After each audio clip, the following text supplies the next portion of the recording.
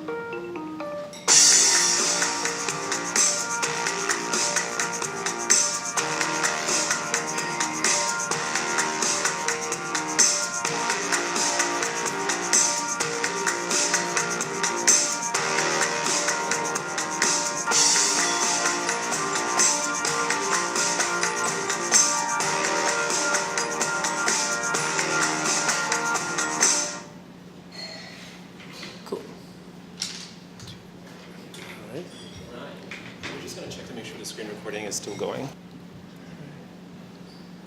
Okay, we're still going. Yep, we're perfect. All good. All right, cool. So just a quick question, kind of gauge my audience and where their background lies. Has everyone heard of ZCash, obviously? Or has anyone heard about it for the first time tonight? No? Okay, cool. Has anyone heard about ZK Snarks? Or familiar with it? Okay. Cool. So that's enough. We'll be plenty of material here to cover everything we need. So background on ZCash. This is essentially a timeline of how ZCash started. To give you a little bit more background as to, like, we didn't just come out of thin air or anything. Back in, let's say, 2010, 2012, group of researchers at MIT were working with this thing called ZK Snarks and ZK proofs and whatnot. And they knew it was applicable to several different things, but modeling it and finding a way to apply it in the real world was not so trivial. And so they began working on stuff and testing, and their first implementation of like actual zero knowledge proof was like a generic C compiler that they can prove, basically putting any program into it and it would compile it and verify it in a very short time. And so that was kind of like a quick test, and it worked. But beyond that, they didn't really know how to apply it to anything. So in 2013, another group of researchers, John Hopkins, published a paper called ZeroCoin, and they presented this at the IEEE Symposium. And it was cool and it worked, but there was a key component missing, and the key component was the zero knowledge proof itself. And so those two researchers from MIT and John Hopkins kind of collaborated and they put the pieces of the puzzle together to overcome some of the shortfalls of the zero coin paper. And they came up with zero knowledge proofs on the zero coin paper, which they then published a new paper in 2014, which was ZCash. And ZCash was again presented at the same IEEE symposium. And from there, it kind of was just, they solved the riddle. They had this proof that, you could prove values moving in and out of things with, minimal cost. But no one was really buying it yet. Bitcoin didn't really, and, cybercoins in general didn't really have, a lot of exposure. So it kind of sat there for a couple years. And then those scientists approached ZCO and were like, we need to have some more exposure to this. How do we get people to really buy into that? And that's when they started ZCash. So in 2016, we launched the Genesis block and we started from scratch with Sprout. And that launch went smooth. As Traumer will say, it was the boringest launch he's had because it went well and there was no issues. But he really enjoyed it. So from there, then we kind of progressed through the timeline leading up to now. Key things that happened there in March 2017, we started our foundation. And the foundation really serves as a governance component to how the company and the foundation interact. They kind of hold up that pillar of decentralization. And then in March 2018, another big point was we had Sapling and Sprout kind of set up and inspect. We had to get it audited just to ensure that we maintain our QA and that there was no leaks or security issues. That did take a little bit because it's kind of a niche of knowledge, so it wasn't like you could just find any auditor to do this. So that did take some time. And then in June 2018, when the overwinter and some of the prior audits had completed, we launched that network upgrade. And that just served as kind of to set the groundwork for Sapling and a few other things related to network upgrades. And then in June 2018, we had our big ZCon 0 in Montreal, and that was really cool. It basically brought tons of people together. It brought a lot of researchers, specifically cryptographers and stuff, but a lot of developers in the community. So us being open source and that, we work with a lot of people that have aliases and we never really see their faces, but we work with them a lot. So this was really cool to bring the community together, meet a lot of people, collaborate, work on new projects, finish up current ones. And so it's just a really cool thing. I think we're gonna have another one, so keep your eyes and ears out for that. Maybe you can attend if you want to. And then the big thing that happened recently was Sapling launched, and that was a few days ago. And that's our big network upgrade, which I'm going to talk about here in detail. So again, I'm going to start pretty high level here. You know that Bitcoin has these things called T addresses, which are transparent addresses. These are pretty much, you can view all the transaction data on a block explorer. We also have these things, T addresses. You associate them with transparent value pools and such. But we also have this thing called the Z address. And Z addresses are shielded addresses, and this is where you start to see some of these Sprout and Sapling components come in and why those things are important. But you need to understand that there's a distinction between those two. So the other important thing there is that value is either transparent or shielded. So when we start talking about how these things are moving through different pools, it's very important that you understand that distinction, because without that, basically everything I say doesn't make any sense. Okay, when you do any kind of Bitcoin transaction, you know that there's a sender and receiver with some associated amount and some timestamp. ZCash, if you do the same thing, you'll have a sender and receiver with some associated amount if you're doing transparent address transactions. However, if you do shielded transactions, you'll still be able to see these in block explorers, but they wouldn't look like what you'd see for a typical Bitcoin transaction. Essentially, the sender and receiver are encrypted, and the amount is also encrypted. So what does that actually look like if you were to check it out on a block explorer? That's a big screen.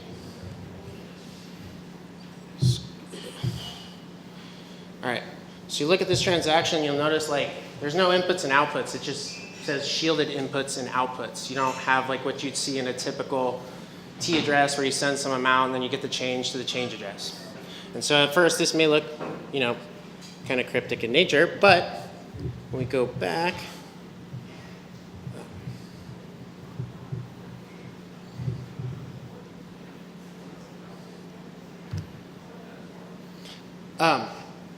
so in those shielded input and outputs, there's a lot of things going on, which I'm going to talk about the notes, the description notes, the spending transactions, and then the commitments and some of the signatures involved with those.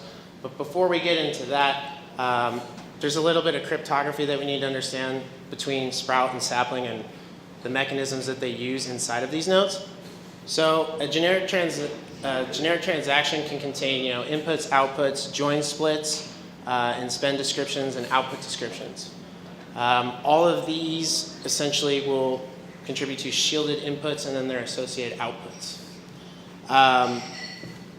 Sprout, I can't remember the numbers. So Sprout uses the join splits for the shielded inputs and outputs, and you can have only 2 input nodes and 2 output nodes. And these uses the PHGR13 proving system, which has a proof size of about like 296 bytes. And that pairing, the pairing parameters that were the BN254. And if you want the exact specs on those, you can go on to our GitHub and look them up. And that's expressed, as you can see there. So in Sapling, though, the node structure is a little bit different for inputs and outputs. Each shielded input or shielded output has its own description. That's a pretty key thing when you look at how these things are modeled. And the other big thing is that Sprout still uses join splits with Groth 16, but Sapling uses Groth 16 with the spend descriptions and the output descriptions. So how those things are modeled, which I'll show here in a bit, are slightly different, but kind of have to understand that distinction to understand how Sapling works. And that proof size is about 192 bytes. The parameters on that is the BLS 12381, and that's expressed right there below with the Groth 16 proof. Again, you can go into the spec and look at the full, how these things are represented, how the security properties are enhanced, and the whole proof, if you want to check it out. So, what is a ZK snark, or the things associated with zero knowledge proofs and whatnot?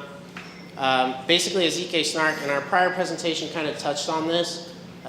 It's a proof construction where one can prove the possession of information, so a key, for example, without actually revealing that information and without actually interaction between the prover and the verifier. So a common example you might see is the Where's Waldo example. In the Where Waldo's example, there's a picture that you'd see in a common book that has Where's Waldo. And essentially someone will put a zero knowledge proof, which is just like a frame window into some portion of this picture.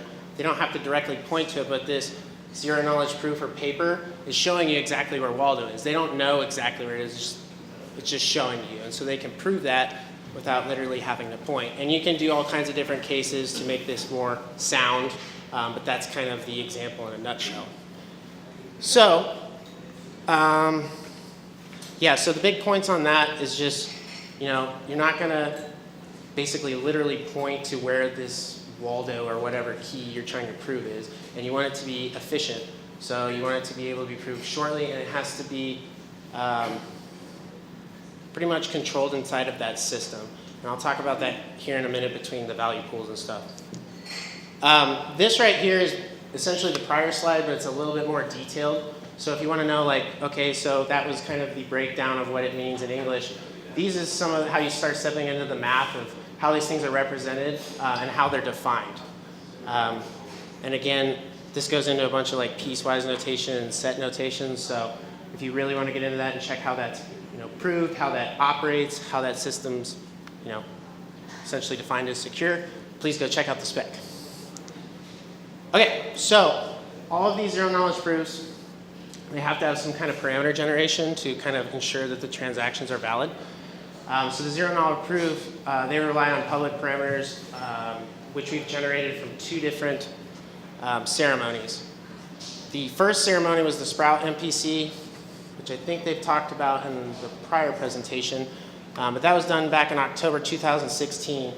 And the issue with that is that all participants had to essentially be available when that ceremony happened, and they all had to commit their own share of toxic waste. So it was pretty much set in stone, it was pretty rigid, and there wasn't any kind of flexibility with it, which worked in that case, but we realized we needed to kind of expand on that and make it a little bit more adaptable, I guess you could say. So with the Sapling MPC, there was 2 phases to that. And the big key difference between those 2 ceremonies is that it allowed participants to commit toxic waste, and then they could just leave immediately. Like no parties had to be fully present for that ceremony. And those two phases of the sapling parameter generation was the powers of tau and the sapling MPC. Those two, they both have papers on. Don't remember exactly where they are, but if you want to go read exactly how those are set up and who is all involved, those are publicly available. So the powers of tau is the circuit agnostic phase. This ceremony, they essentially just used a bunch of different points of entropy to create randomness. I think one of the famous points was, I don't remember which scientist, he basically got a Geiger counter and he flew up in a plane above Chernobyl to generate some random data to get an entry point on that. And so there's a lot of stories there. If you want to go read about that, it's like a whole little novel in itself. So it's a good, tasty read. But then the sapling MPC, the second phase of that we did, and that was using Sean wrote the Rust system for that. And essentially, you just ran the code and it would produce the output, and then you would submit it, and you can verify those things if you go on to the Sapling MPC repo. There's verifiers, and they show all the output parameters, but it was really easy to participate. So, and again, no one had to be like, everyone was present for it. And it was a much more flexible ceremony. So again, all that stuff is in that repo too if you want to go check out the details. So, how do we compare Sprout and Sapling with all these parameter generations, and what's the proving times and some of their memory footprints? As you can see here, these are kind of rough estimates, but they're fairly well to spec. Sprout will have 37-second proving time. Sapling is about 2. I think when we tested this on mainnet, it's pretty much held for that spec, give or take on what you're doing a little bit. And then the big thing was the memory footprint. So some of these proofs, they're not cheap by any means. And the prior ones, Sprout, were at least 1.5 gigs, sometimes could be larger. But Sapling, the memory footprint's down to 40 megabytes. So why does that matter? That allows us to do these zero-knowledge proofs using Sapling on, say, a mobile device, which before wasn't even feasible. It was kind of just a thought. But now it's actually something we can do. And we have projects that are going to implement that, and I think a couple other projects, they're kind of running off that same reference wallet. So, all right, so backing up a bit. So these zero-knowledge proofs and ZK snarks, what do they do in terms of how they prove things that are on the blockchain? And these are literally verifying those data blocks as they're on the blockchain and how they're chained. One thing you have to understand, though, is depending on which addresses you're using to move value, you'll have this concept of shielding and de-shielding. And really what that is it's either making that value when it comes out of those different pools publicly available, or it's literally kind of encrypted. And so the flows are private if you go Z to Z, de-shielding is Z to T, shielding is T to Z, and T to T is what you've seen since it's all started. It's publicly available and it's all transparent. Oh yeah, one thing to note though, on our shielded addresses too, you still get the encrypted and verifiable fields, but you also have this thing called a memo field. That's in the spec. I'm not actually going to talk about that because we're doing work on some of the things revolving that, and it's not that crazy, but it's a cool feature and a property of it, so just wanted to mention that. So these shielded addresses, what do they look like when you generate them? In a nutshell, the Sprout has a ZC prefix, it's 95 characters. Sapling is a ZS prefix with 78 characters. If you really want to go into some of the details of what they plan to do with some of those addresses, forward-looking, there are papers on that, but this is how they exist now if you were to run a node on mainnet or testnet or whatever. So those keys and how they work, if you step back for a minute and see how these addresses fit into a wallet model, this is how, and you may have heard of BIP32 or ZIP32 is how we implement it. This is giving us the ability to do HDCs and diversified addresses. And so how does this actually work? You have a seed that generates your viewing key and your spending key. These are your master keys. And I'll talk about in a few other slides, why do we care that these keys are split now, and what does this do for us? In a nutshell, too, it also will allow you to create trillions of Z addresses. You get this decoupling of the spending authority and the authorizing authority that signs for that transaction, so you don't have to have both these keys on the same system. I mean, depending on what your model is and what your use case is, you can split these and you can still run them in a trusted environment. And these addresses, if you look underneath, when you start diving into the spec and how these things actually look and how you can derive the keys from the other ones, this is literally kind of how they look. Sprout, you can see on the side, both of these, if we go bottom up, you have to generate a random spending key to be able to even receive any kind of value. Oh, and I didn't put it in the legend, but single arrows indicate that you can directly derive those two components. Double arrows indicate that it is an abstraction that's pulled through that derivation. So I don't know if you can see it that far back, but if you can, those are what the arrows mean. So when we go from bottom up, we go spending key, and then you can get the expanded spending key, the proving authorizing key, the full viewing key, the incoming viewing key, and the diversifier with the transmission key. And this is key for Sapling because these properties will basically be the underpinning of why we care about Sapling and what properties that these things can provide for us when you're using them for whatever your use case may be. So what does that mean? That I kind of just finished up there. Those properties are described here. So you'll have a decoupling of the spend authority. Before, like I said, you still had hardware that constructs the proof, but you had to have those two keys on the same system. Now with Sapling, the hardware, you can construct the proof, but the hardware key that signed it can be independent from it. And it provides inexpensive signatures that, again, you can run in a trusted environment, and depending on your use case, you can split those as needed.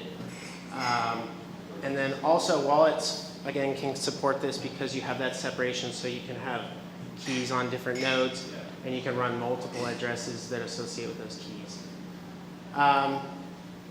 The other big thing, we can kind of see it. So I mentioned that now that we have ZIP32 implemented and you have the master key with the HDC, you can create trillions of Z addresses. They're unlinkable, but really what that does is it reduces the computational cost for associating how those payments are run into the receiver. So the exchanges and merchants will probably definitely have a better use of this than they did before, because in the prior case with Sprout and other things, that was a huge cost. You couldn't just have a bunch of random addresses that were associated with that receiver. You could, but it wasn't free. So talk about addresses and transactions, how those work. So if we back up to the Block Explorer, and I showed you how we had the shielded inputs and outputs, and they were kind of just like these blank things. Well, there's notes inside of these, and this is how, from a fairly high-level view, what these notes look like in terms of inputs and outputs. And those shields are literally shields. It represents a shielded input, and that's what you'll see in a Block Explorer. And a shielded input, it reveals a value commitment to that same value of the input note. And then these other properties were what you would see with Sprout, so they still hold. The big thing to note too is like the nullifier is going to be the thing that prevents from double spends. Some of that computation is actually outside of like your commitment trees. It's actually handling that whole double spend concept itself, which I'll talk about here in a bit. And then each shielded output, the key thing with Sapling is it reveals a value commitment to the same value as the output node down there on the right. So another big thing to pay attention to is that the anchor here on the input, this starts to give you how these nodes play into tree states and the commitment trees associated with them. And the big thing is like how that anchor, which is the Merkle root, and how those things chain. And I'll show you here 2 more slides when we get into commitment trees. So if you want to dive into the Sapling node details, and there's a lot more on this if you want to see the full proof and how it's sound and the security requirements around it. Again, please go check out the spec. I couldn't fit all that content in here, so this is the very high level, but it is in spec. So if you're looking at code and how these keys are manipulated, you're going to see a generic tuple representation with a D, a PKD, a value, and the RCM. And those are represented here in those properties. Max money If you're wondering what that is, that's the 21 million. It's pretty standard Bitcoin constants. You can go check that out. One thing to note, only a commitment of the above values are disclosed publicly when the notes are sent. So those are added to the note commitment tree. This allows the values of the recipients to be kept private while the commitment is used by the zero knowledge proof. And this portion, you'll start getting into the signatures that are associated with like the Peterson hashes and the windowed hashes. But I'm not going to talk about that here. That's another deep dive in the spec. But the key thing is just to note how the Sapling notes are set up with their inputs and their outputs. And also the Sapling note commitment is key.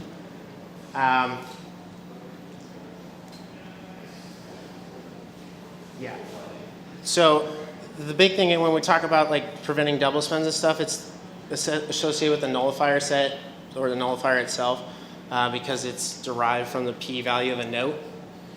And then a note is spent by proving the knowledge of p or PAK and the nullifier SK and the zero knowledge proof. And Sapling also requires spend authorization signatures in order to demonstrate knowledge of that S. There's like 4 different signatures we use. There's a bind auth sig, a signature auth, and the 2 other ones that we use in Sprout. And those are defined in the spec as well. So going back up to high level, and this is literally parallels what is in Bitcoin. Each block contains 1 or more transactions. How the miner fees and stuff is calculated is the same as before. The tree state consists of, again, a note commitment tree and the nullifier set. And how we validate those parallels with the Bitcoin mannerisms and stuff. And then the big thing here is that anchor is the Merkle tree root, like in the input of the shielded input diagram that we had 2 slides before. That anchor is key right here, and it's literally what is used to index into the Merkle tree. And the tree states, you'll start to see how when you have like all the different indexes or inputs and outputs and how they chain together and how that anchor ties into some of those notes, you'll start seeing how the tree states will chain. And again, they hold up these properties as they tree out into the bottom node, and they follow pretty much what you'd see on an incremental Merkle tree in terms of property. So like how you determine what node is at what height and the length and the depth of the tree. It's pretty standard for what you'd find in any kind of tree. Oh. So here's the big sapling stuff that gets pretty dense if you go into the spec, but it's key for understanding the distinctions between the note attributes inside of Sprout and Sapling. And so these things are the spend transfers, the output transfers, and descriptions. There's a separate spend transfer to each shielded input and a separate output transfer for each shielded output. And the spend descriptions and output descriptions are data included in a transaction that describes spend transfers and output transfers respectively. And again, if you go back up to the tree commitment in the states and how they chain, each of those transactions has a sequence of spend descriptions and a sequence of output descriptions. And so you'll start to see how all these nodes with their commitment trees and like how the anchors tie into these different states and how these, again, will tie back into the zero knowledge proof. And the only reason I showed you this is because if you look at a block explorer, there's no indication of what is actually happening under the scenes. And if you don't see the model, it's not clear to understand like how those things are derived and how they chain and some of the properties of the keys that play back into those. So that's about where I stop on sapling stuff. And again, that's all covered in spec. So if that wasn't enough math or you weren't sold, trust me, you can go in the spec and it'll show you everything you need to know. But the components I talked about are the kind of nuts and bolts of how sapling operates in terms of the trees and the nodes, the transaction, and the value pools. And make sure that you do understand the distinction between the shielded and transparent pools. Which then this brings us back to what we're doing with sapling, which is the sapling turnstile. And the sapling turnstile is It's essentially just an audit mechanism that we use to ensure that we're not putting fool's gold back into the shielded pool. And what that does is if you have a sprout value, you pull it out of your sprout address into a T address, and that's essentially de-shielding. And then you go T address back into a sapling address. And that just allows us to ensure that like there wasn't any coins that were like faked. It also ensures that our parameter generation was sound. Those two, if essentially we had bad parameters or someone was printing fake ZCash, that would be caught in that turnstile. We should have whatever was in come out and vice versa. So it kind of serves as a double sanity check on some of the things that we use in our proof systems and parameter generation. And we will be developing a tool to do this for you automatically, but you can do it manually. It's not that crazy. And this is literally the reason why we're doing it. It's just to ensure that all those proofs were sound, the parameters were sound, and that we don't have any issues when we pull everything in the shielded pool. And even more forward-looking, the other key component and what that provides is we're trying to slowly change how people use Z addresses. It wasn't easy to adopt prior, so that's why we had T addresses. We needed to bring people in just to try it out more or less. But now that we've gone through this iteration, now we understand how these shield pools work, how this parameter generations work, some of the security properties that are involved. But we have to do this first as a sanity check because we can't just bet the farm on the shielded pool and assume everything just works. So it's just part of us continuing, the science portion of it and just reevaluating things. Yeah, and if you have any questions on that, feel free to ask. Also, too, it's not in the slides, but for very specific cryptography questions, we have a channel in Rocket Chat called ZCash Wizards, and that's literally where our researchers and scientists are, and they can speak much more to Sapling. In fact, a lot of the people that literally wrote that spec are in there. So if you have any questions or I didn't answer those, you can always go in there and check, or you can ping us too, and we'll triage you to whoever. So I'm going to hand it over to Brad, and Brad's going to talk about some ecosystem stuff. We'll do a follow-up too. Yeah, and we'll have follow-up too, so you can talk to me. So in the meetup, we'll actually post maybe some links, right? So to the spec, to the community chat, which has a bunch of scientists and developers and all kinds of people from the ecosystem. So that was a very fast, very deep dive into some of the math and the tech behind what Sapling is, right? But when we really boil it down, what are we doing? We're making Zcash shielded addresses, usable and fast enough to be anywhere, ubiquitous. So, first off is, okay, so we had the Sapling activation. How did it go? So we're a pretty young coin. We're only 2 years old, right? So our 2-year anniversary was on Sunday. Thanks. And I'm kind of in charge of making sure that the ecosystem is keeping pace. And, I think the results that we had from Sunday really prove that the Zcash coin is maturing and the ecosystem is maturing. And it has a lot of respect in the industry.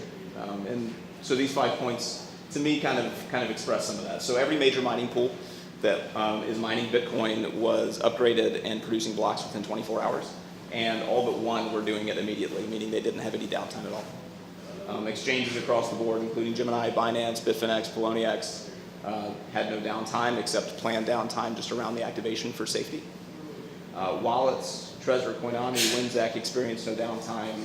Major block explorers experienced no downtime. And companies that knew that they weren't going to be ready for one reason or another announced. They pre-announced. They told their users. They told their customers that was going to be the case. And we think all of these things taken together are really positive outcomes for Zcash users and the user experience. So we got through the activation. We're live. What's it mean, right? When we launched Zcash, we had these concepts of T addresses that Marshall went into, these transparent addresses.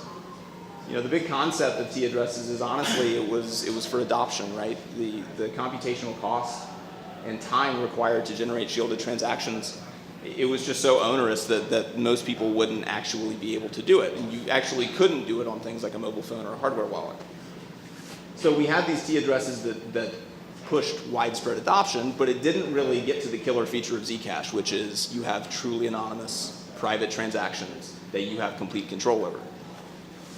Now that Sapling's live, that can all change, right? So what are the next steps for a Sapling ecosystem?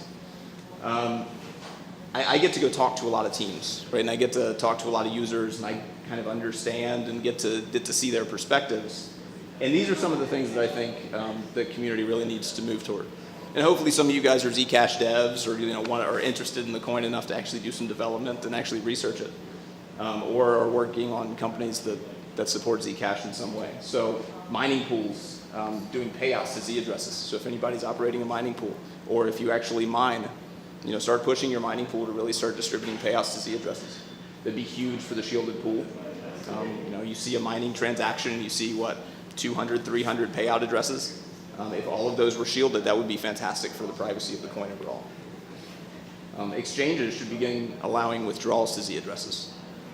There's absolutely no technical reason now why they can't do this, right? So now it's not taking their servers 40 seconds and a gig and a half of memory.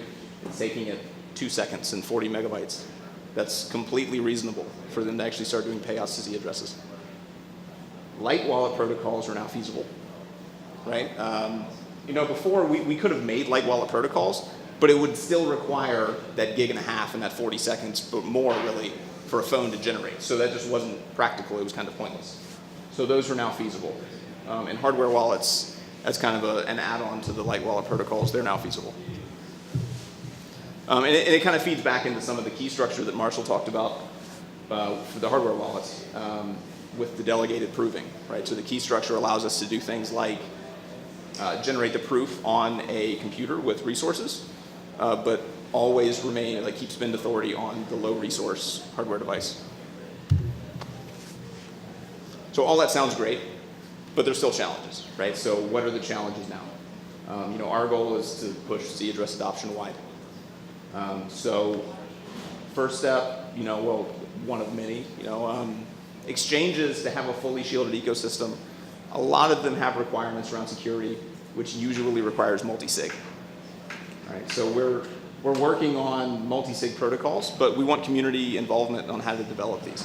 We don't think the company should be the one pushing forward every single innovation and every aspect of the protocol. Hardware wallet manufacturers, they've told me directly that they want to see community members doing development of the hardware wallet implementations for shielded addresses. Exchanges, at this point, there's no technical limitation. They need to start experimenting with Z address payouts. And we're very available to help them do that. And it can be done today. There's no technical challenges to doing that. And then privacy preserving light client protocols.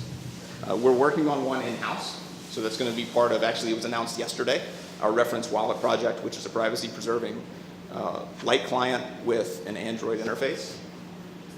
But we shouldn't be the only game in the block, right? The community needs to start pushing forward alternatives as well.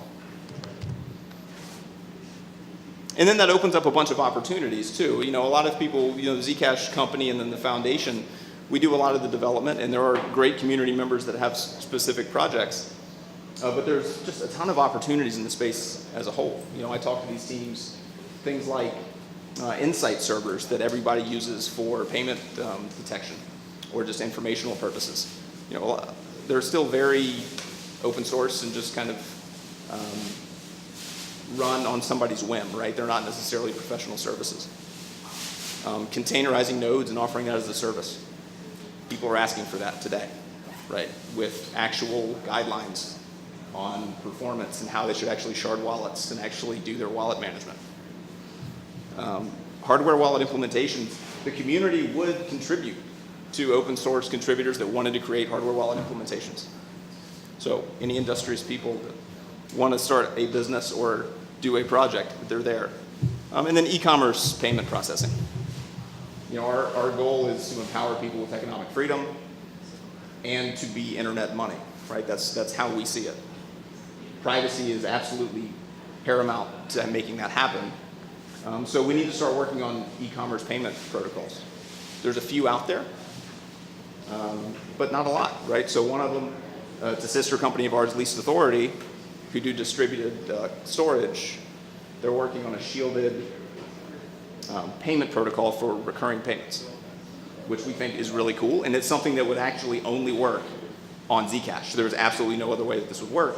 And one of the interesting features is, intrinsic to the protocol is GDPR compliance in some aspects, right? Which is, a lot of people can engineer around GDPR, but this is GDPR by default in some aspects. That's a really interesting use case. So, yeah, we're about on time here to do questions. So, there's our emails, Twitter handles. Reach out to us, talk to us, and we'll post up on the meetup with a couple links to some of the resources. And we didn't have this link out there, but again, we're huge on interacting with the community, and since like ZK Snarks and Starks and several variations of that exist, if you go to our Rocket Chat channel, which is chat.community at ZCash, you can talk to all these scientists and researchers and us directly. Can you tweet this presentation? It should be public. Yeah, You can, I don't know. we'll send it out. But yeah, and We'll it's send it also out. publicly available, and the other slides too from DevCon we can make publicly Yeah, available. follow at ZCash too, and at ZCash Go. If you don't mind, last one. Go for it. So yeah, open up to questions and whatnot. Yes. So, when you think about what's happening with the shakeout, some people like Tony Lane, and others are speaking about how currencies and exchanges and others, we have to really get to a point where we focus on how much value they bring. And there's a discussion about how much there is some value is at the time we want developers to invest in building on these platforms, because that's what basically our platform, making that actually worth their time. Who's going to bring the revenue opportunities on these ecosystems for the developers who are investing time for the quality? What should we do on that too? Sure. So let me unpack a little bit. So the first part is like after what you referenced as the shakeout, which is like we had a big run up at the end of last year, and now it's it's where it was exactly a year ago, right? Like prices now are exactly where they were a year ago. Listen, I mean, this is a technology that goes deeper than the price of the underlying tokens, right? Yeah, there's business concerns, right? If you're actually running a business for profit, you have your business concerns that you have to cover.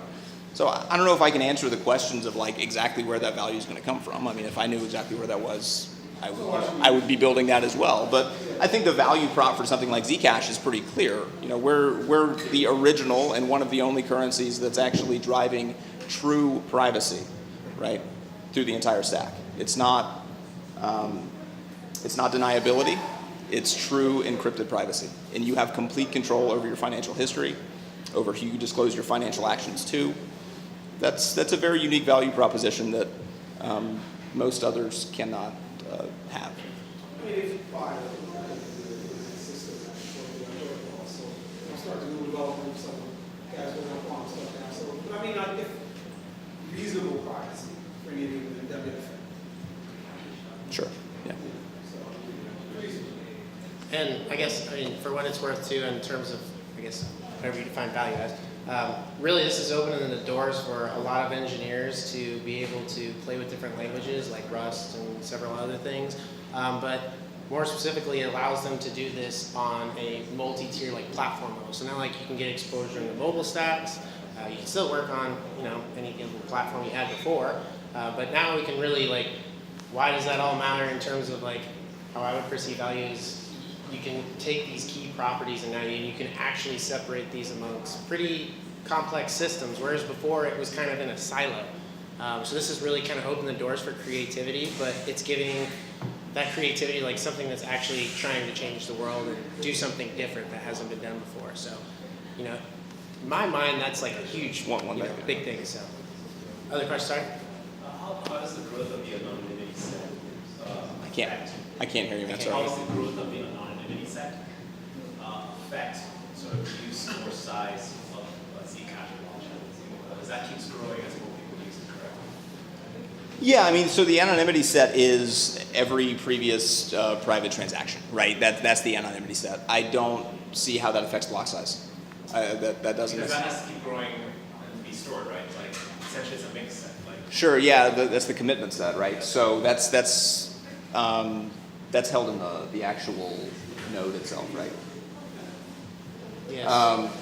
Yeah, I don't know exactly how that affects it. I mean, as the commitment set grows, but assuming like as commitments, as like a nullifier is generated for the commitment, then that commitment doesn't necessarily have to be there anymore. It can be pruned, right? So I think there's ways around that. And there's also, so since some of the properties that you give those keys and you don't have to rescan to verify some of the things, I have to go back to the spec to really answer that one. Yeah. But I'm sure there's a more complete answer, but I don't think it's an insurmountable problem as the nullifiers are generated for the commitments. yeah, because GT talked about this. Yeah, so. Very interesting talk. Thank you. I was wondering, what's the most important use case for ZCash? Because on blockchain, even it says Alice sends one Bitcoin tomorrow. It's just Alice having a key. It's not like personal information. Yeah, so it's pseudonymous, right? But that's not anonymous. So there are techniques in chain analysis that can very accurately link through prior behavior whose address that is, unless you're very, very careful. That's expecting user behavior to go to a level to protect their privacy that just isn't reasonable for most people, I don't think. That shouldn't even have to be a concern. It should be private by default. It should be private unless you absolutely disclose your privacy, not private until you make a mistake, right? I don't know who was first. Yeah, last What about network privacy and IP addresses and other information that can be broadcast along to the nodes of the transactions? Sure, you can run over Tor right now. Yeah, you can run over Tor. In fact, several of our engineers do stuff over Tor, and we sanity check stuff through Tor. And you can definitely do it. I mean, we ran a test the other day. A lot of people do, and one of our core engineers is actually a big contributor to IPFS too, or not IPFS, I2P. So. I was going to ask a similar question. So if you look at Bitcoin protocol, for example, Bitcoin, nodes are connected by fiber.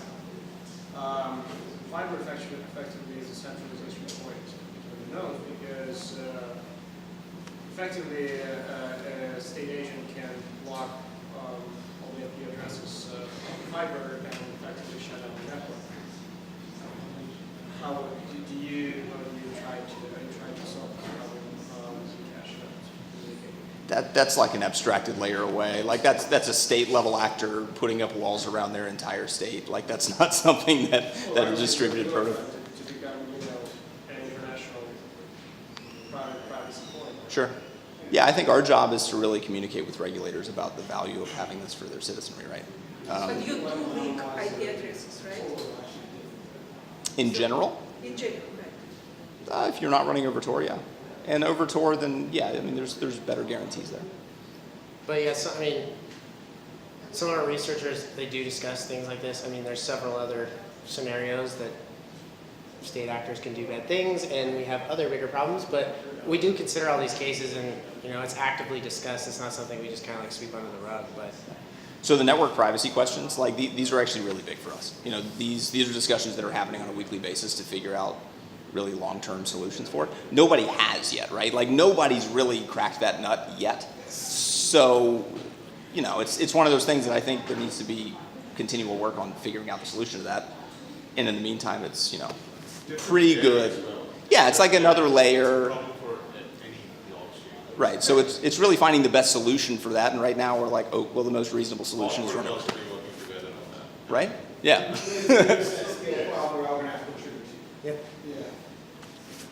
So now creating shielded transactions is much more feasible, and you also said yourself that ideally you would have privacy by default. So is it on the cards at some point to remove the support for transparent transactions? Yes. yes. Okay. Do you have an ETA on that? No. No. No, there's no ETA. There's no ETA at all. We just had to get adoption going. So It's a problem to give people the choice, actually. Yeah, no, it is. It absolutely is. I agree. I think giving people a choice is a problem in some case because the user experience isn't necessarily always very clear. It's not a technical problem. So it's like, technically it's not a problem that the choice is there.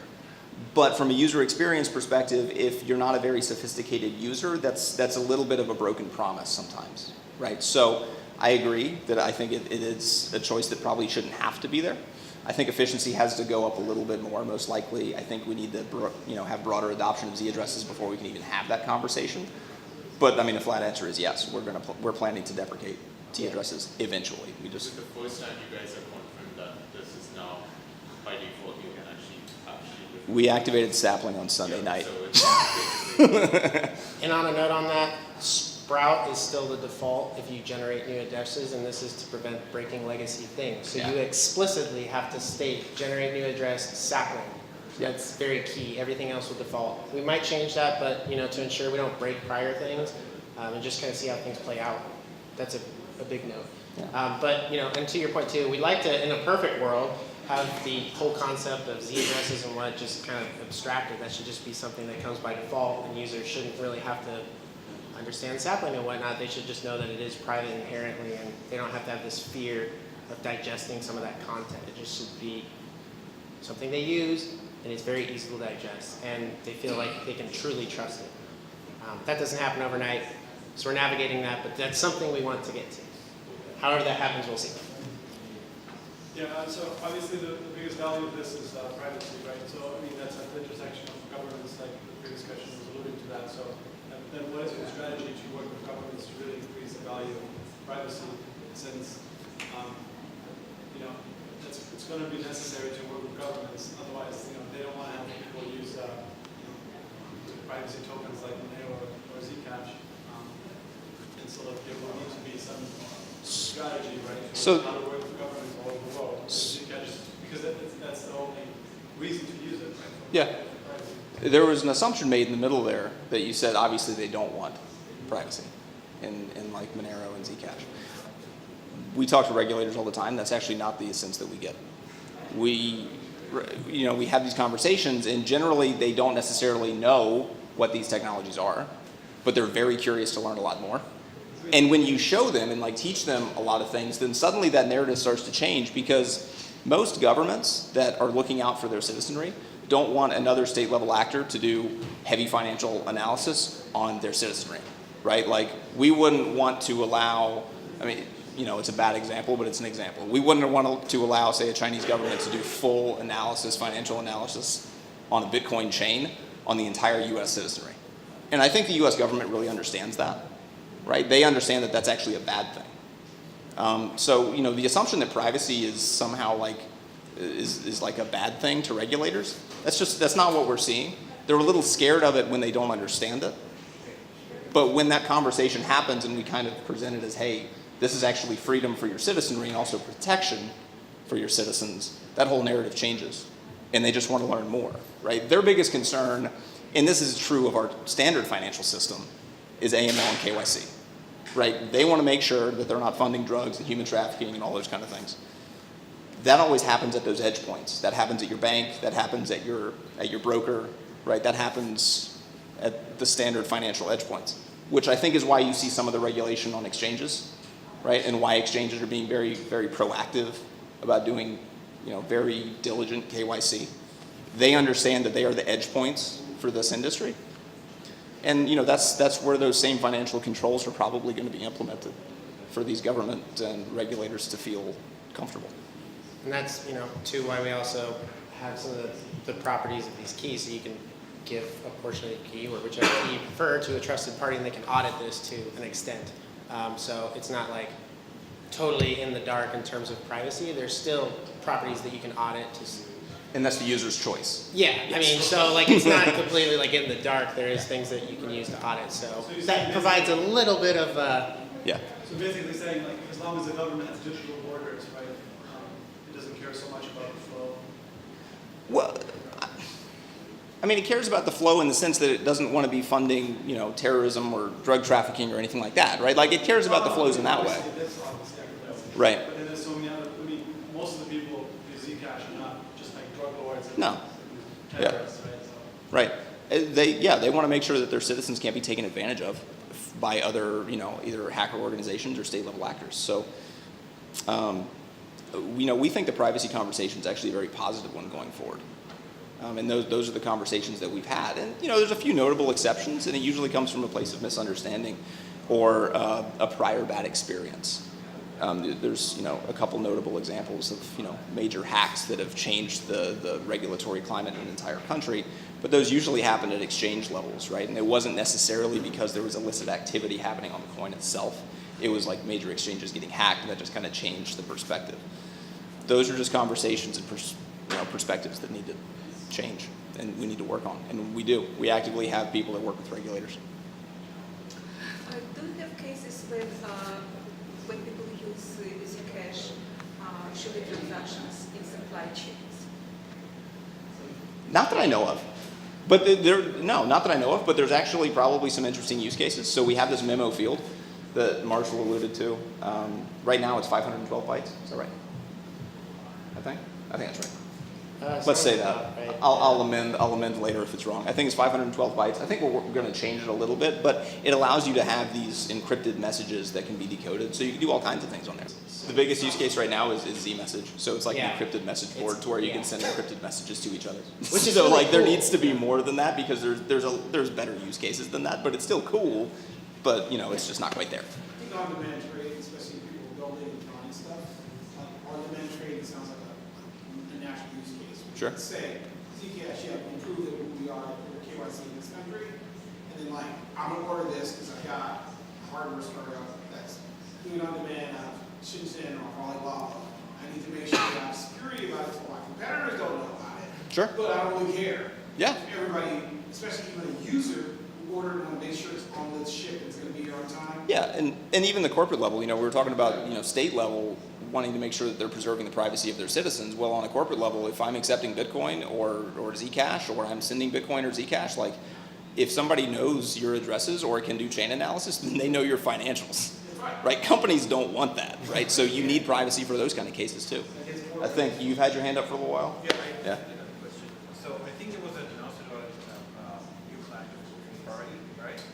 From Parity. Yeah. Yeah, I guess we didn't mention that. So that news came out yesterday. Yeah, it was like 12 hours. I saw Yeah, on the feed. it was at DEF CON. So Parity Technologies is going to be making a ground-up Rust implementation of the Zcash node. So now, it's great for us. Like, we're excited because now it's going to actually start decentralizing development. So we actually have another team completely separate from us making an entirely different implementation of the protocol, all in Rust. So it's going to be ground up. Yeah, it was awesome. That's big news. And the foundation actually spearheaded that one, not the company, but the foundation spearheaded that effort. So my question is is there any interesting what's the business, what are they doing? Because of course it's good for the ecosystem that there's going to be another independent client, but is there any color to the move beyond it? Who is paying for that? I guess also it's interesting. I can't really speak to the funding behind that, but in terms of the engineering lens on that, it's a lot of our cryptography is written in Rust, so we kind of want to parallel that with the daemon. And so in a perfect world, those things will mesh, and we'll have this decentralized daemons. We still run Rust and C++ right now. It's never been done, but I think the big thing with that is to go back on the decentralization pillar. I think, and from a science thing, it also provides a lot of points of reference. It's an auditing point. Yeah, another auditing point. And it just, the thing with adoption, you got to give people options. I mean, you can't just, this is what you do and this is what you should use. Yeah. We want to give them a lot of options, but then it also opens up just whole doors to other communities that we haven't really even opened. And so just getting that exposure is just key. But the Parity team is really cool. I got to talk to them at RustConf, and they're a bunch of really great people. So I'm really looking forward to that. But in terms of the funding, I don't know how that's all set up. I'm not the person. Yeah, the foundation worked out that deal. So Yeah. we don't work for the foundation, so I don't really have any insight there. And that's a key too, that people kind of get the Yeah, Zcash they're company, two very and then there's different the entities. Zcash Foundation. So some people often get those. And one more note on that, I think it's just a maturation of the ecosystem too, right? It's mature ecosystems have multiple implementations. How many implementations of Bitcoin are there? You're right. So are you going to be in competition with them? Sorry? Are you going to be in competition with them? No. Because they have different implementations? Who knows, right? We don't plan to be in competition, right? But the thing is, they now are running a node that could get a lot of adoption, and we have to negotiate consensus changes or something like that. But that's something that's actually healthy for the ecosystem as a whole, because now you don't have a central authority that's controlling everything that's happening in the ecosystem. Yeah, so we're getting rid of that single point of failure. The pressure at Zcash company, we felt it, right? Because we're the ones that are implementing this entire daemon in this node, and that's just not, it's been necessary for the speed of improvements, but it's not necessarily good for the long-term health of the ecosystem, right? So I think this is a hugely important thing that's going to happen. Thanks for bringing that up, by the way. I didn't even want to mention it, but yeah, back up. This is a very basic question. So you said you start off with a Bitcoin fork. You're still running Bitcoin consensus protocol? Yeah, it's Nakamoto consensus, yeah. What level of smart contract functionality do you run? So you don't have multi-CPOs, it sounds like it's... We have some of the opcodes that Bitcoin has in our T addresses, but almost none in the Z addresses, so it's, Yeah, let's just say none. Yeah, and again, like some of the, I don't remember the consensus rules off the top of my head, but they're kind of littered throughout the spec. But they're very clearly indicated. Like I think there's only, I'll naively say like 2 or 3. I don't recall them off the top of my head, but you can go back in there and see exactly what those consensus differences are. I mean, on a and basic, how they apply to Sapling and Sprout and such. So. on a basic level, it's proof of work Nakamoto consensus with some caveats and changes for our implementation. So do you plan basically to kind of expand and protect transactions other blockchains on Ethereum, on EOS, etc.? Is it kind of on your roadmap? I'm sorry, what? To launch like ZK Snarks and our privacy tech on those chains? To apply those concepts of zero knowledge proofs to other DLT technology in general. Sure. I don't really think so. I mean, I don't think that's really in the roadmap right now. Not saying it won't happen, but it's not in the roadmap right now. We did a partnership with JP Morgan last year where we put zero knowledge proofs like our ZK Snark system on Ethereum and called it Quorum. So you can look up JP Morgan's Quorum. It's their permissioned blockchain product, and you can run private smart contracts on that, which uses our tech. But, I mean, are we planning to launch up an Ethereum fork with ZK? No, that's not what we're doing right now. We're all about ZCash. We do have.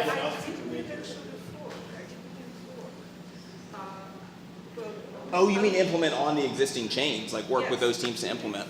Again, that's not on the roadmap, but who knows? Like if the Ethereum Foundation came and talked to us, then, We do have, I can't remember the name of them off the top of my I head. think you do have collaboration with the Ethereum Plasma. Yeah.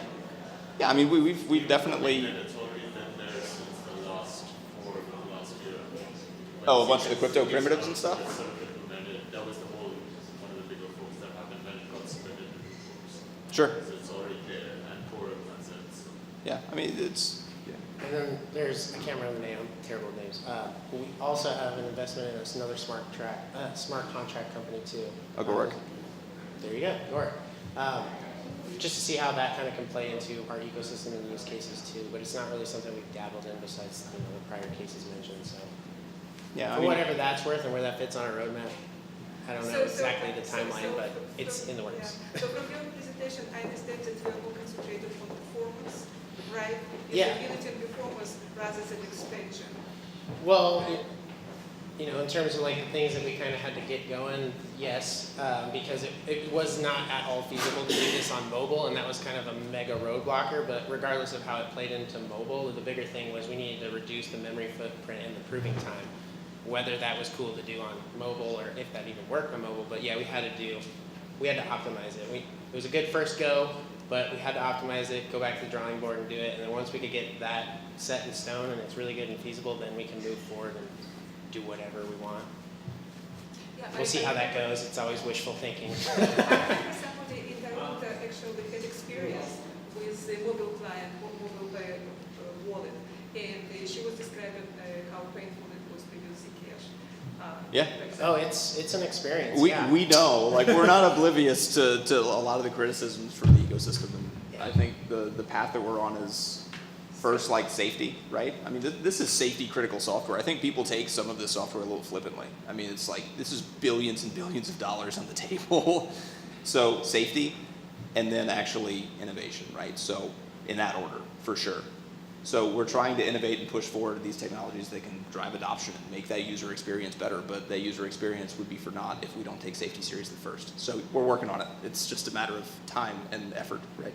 And we do have a UX researcher, and our huge focus too is like this stuff's cool and all, but like we got to make it digestible. So and we got to make products that are usable. It's great that it's super fast and all that, but we have a huge focus on that moving forward. And so our reference, well, I'm not going to speak about that, Linda will, but it's going to be a great experience. And so we really hope to overcome some of that digestion of just how this stuff operates. So. And I think we're getting pulled off excited. stage. I think we're over time. Sorry, man, we're not going to get into the other one. I'm sorry, I just don't have time. That's all right. I think this was awesome. Thank you guys for